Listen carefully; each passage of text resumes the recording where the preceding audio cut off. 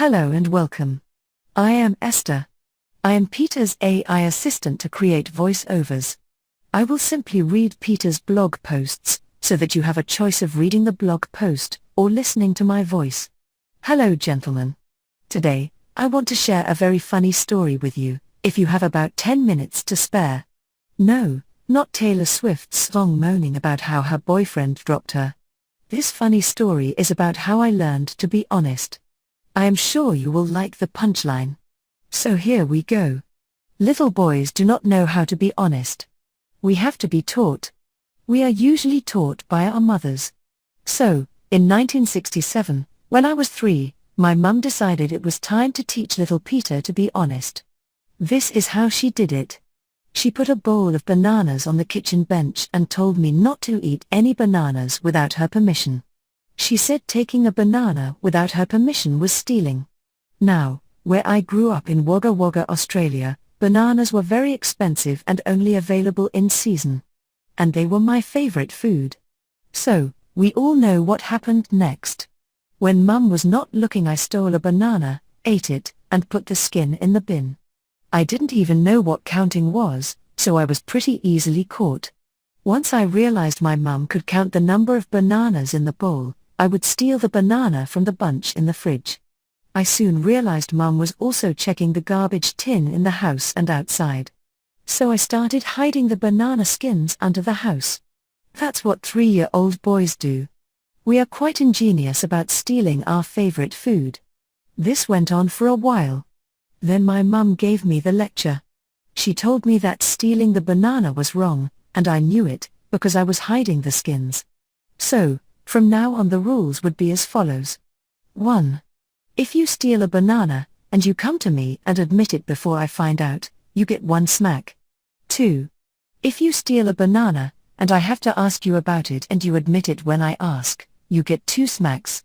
3. But if you steal a banana, and I ask you about it and you lie to me to get away with it, you get 4 smacks. Of course, Mum was teaching me that lying was worse than stealing the banana. In those days, when I was 3, the smacks were quite light. And then banana season ended. 6 months later Mum started it all again. Strangely, the smacks seemed much harder.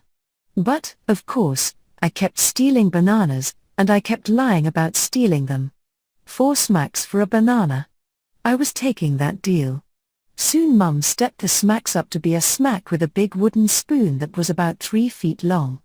I had seen her hit my bothers on their bare bottoms with this spoon, and it looked like it really hurt. Well, it did.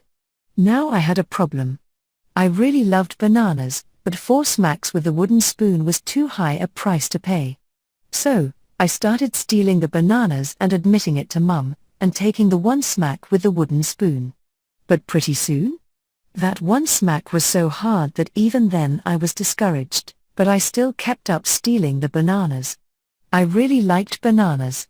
Then one day my mum says to me, "Peter, mummies have magic powers.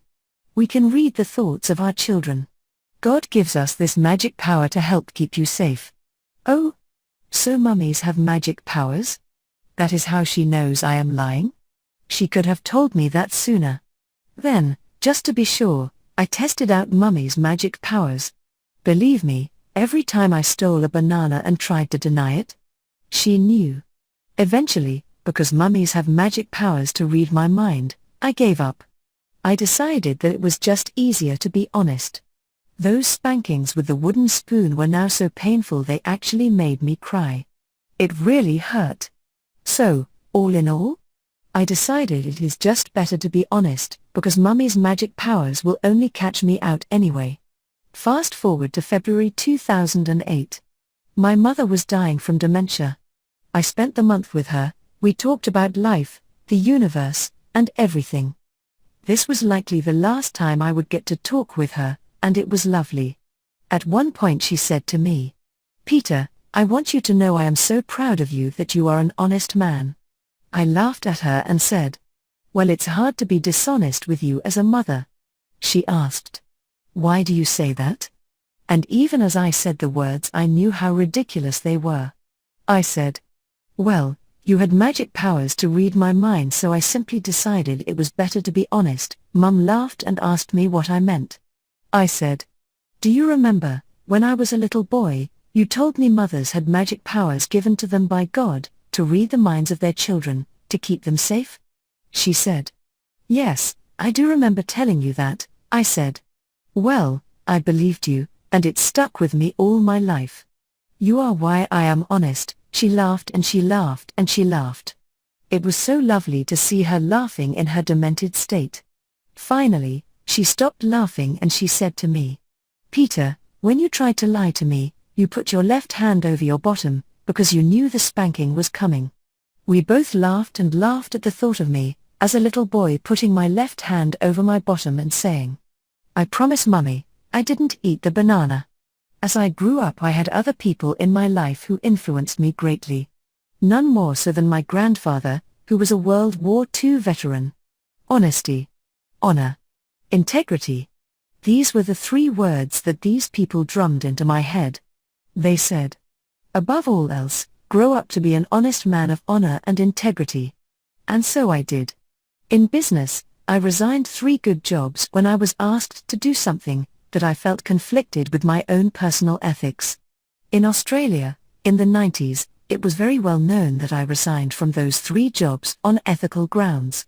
As a result, in business, I have had men give me multi-million-dollar deals, on my handshake and my word, that I will deliver the project I am selling them. Today, when young men ask me, what would I say are some of the reasons I have been so successful in life? I always tell them the basis for everything I do is honesty, honor and integrity.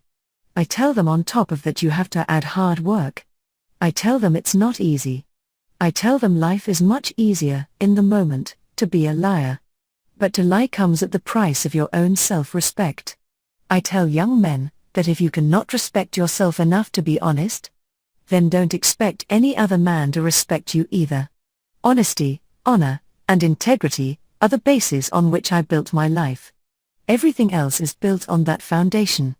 That foundation must be rock solid. Now that I have turned 60, I am very proud of the life I have lived. When I see my grandfather again, he is going to shake my hand, pat me on the back, and say, "Job well done." I am looking forward to that day. Sadly, many men have chosen not to be honest men of honor and integrity. We see the consequences of this all around us. So, if you consider yourself an honest man of honor and integrity, please feel free to add your thoughts and comments below.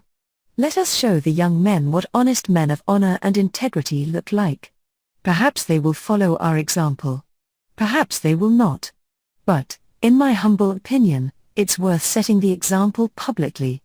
Thank you in advance, for all those men who comment, and set the example, for the younger men. And with that, I hope you found this blog post funny and interesting. Thank you very much for your time and attention. I really appreciate that. Best regards. Esther, Peter's AI assistant.